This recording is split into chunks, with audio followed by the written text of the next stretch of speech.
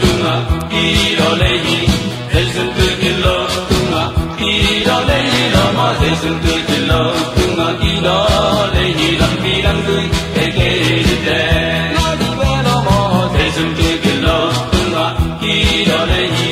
Jason tu kilo tunga idole hi lama Jason tu kilo tunga idole hi lambi lambi eke de miền có lên lao là có là kim trang là duy xa lê kỳ dông hăng kỳ giật chân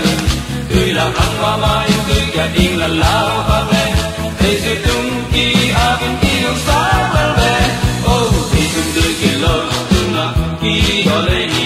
thầy dừng tươi kỳ lô tung là kỳ đó lê hi đó mà thầy dừng tươi kỳ lô tung là kỳ đó lê hi đăng kỳ đăng tươi thầy kê tê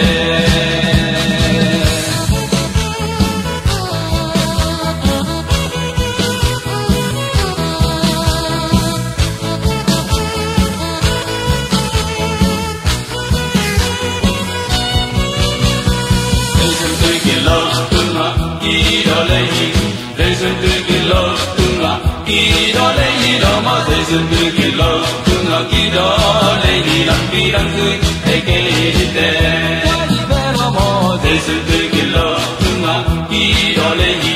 Jason tu kilo tunga idole hi lama Jason tu kilo tunga idole hi lambi lambi eke de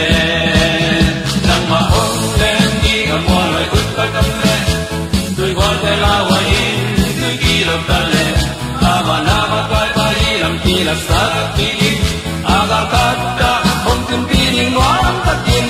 oh they sun tu ki lo tunga ki do le hi they sun tu ki lo tunga ki do le hi la ma they sun tu ki lo tunga ki do le hi lan pi dan su mi thai ke